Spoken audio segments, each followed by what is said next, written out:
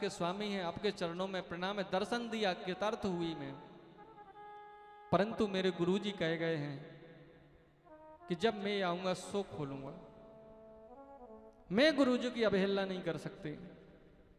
भगवान ने नारद से कहा इसके गुरु को देख के लाओ, कहाँ है। नारद जब गए तो कहीं पर बैठा हुआ चोरी की प्लानिंग कर रहा था। नारद ने बोला चलो, बोले कहाँ, हम तो चोरी करने जा रहे हैं।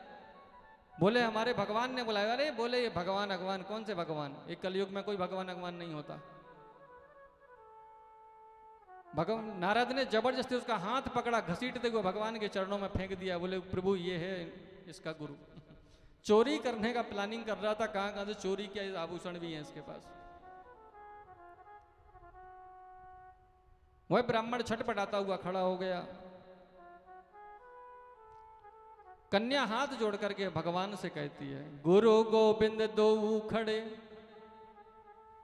काके पलागू पाए, और बलिहारी या गुरु को जो गोविंद दियो मिलाए।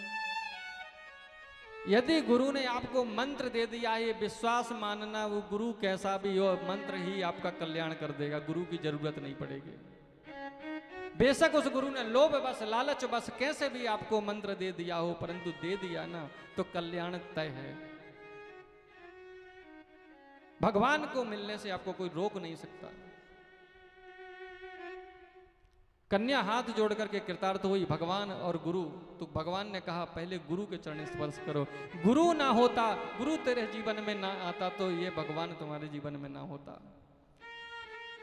तो यदि गुरु धारण करें तो विश्वास रखें। किस पर? गुरु पर। गुरु यदि अनर्थ कर भी दे तो गुरु के मंत्र पर भरोसा रखें, क्योंकि मंत्र भगवान का है, मंत्र गुरु का नहीं है।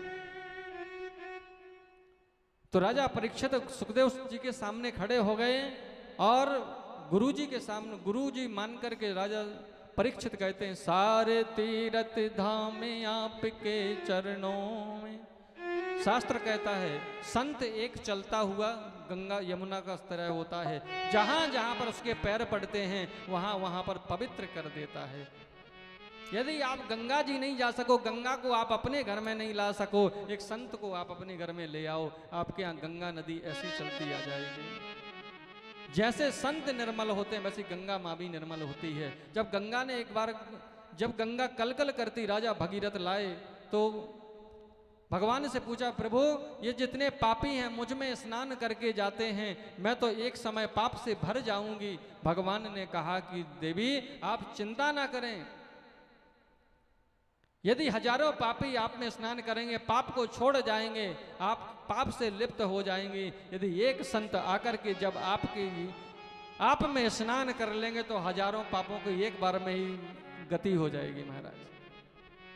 तब गंगा मैया प्रसन्न हुई कि संतों की कृपा मुझ पर होगी, मैं फिर निर्मल हो जाऊंगी। और ऐसी गंगा मैया हजारों लाखों साल से कलकल बहते हुए पापियों के पाप को नष्ट करती हैं और पवित्र करती हैं। और जब संत उसी में आकर के स्नान करते हैं तो संत गंगा मैया को स्वयं में पवित्र कर देते हैं। बोलो गंगा मैया की जय, संत भगवान की जय। ऐसे संतों के चरणों में राजा परीक्षित कहते हैं, सारे तीर्थ धाम आपके चरणों में है गुरुदेव प्रणाम आपके चरणों में। सारे तीर्थ धाम आपके चरणों में, चरणों में हे गुरुदेव प्रणाम आपके चरणों में। सारे तीर्थ धाम आपके चरणों में, हज चरणों में है गुरुदेव प्रणाम आपके चरणों में।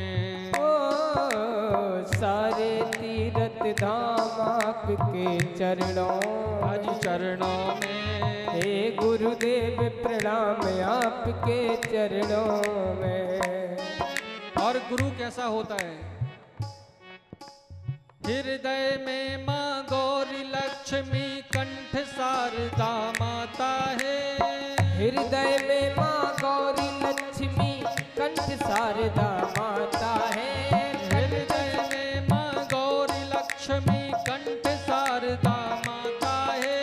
कंठ शारदा माता है।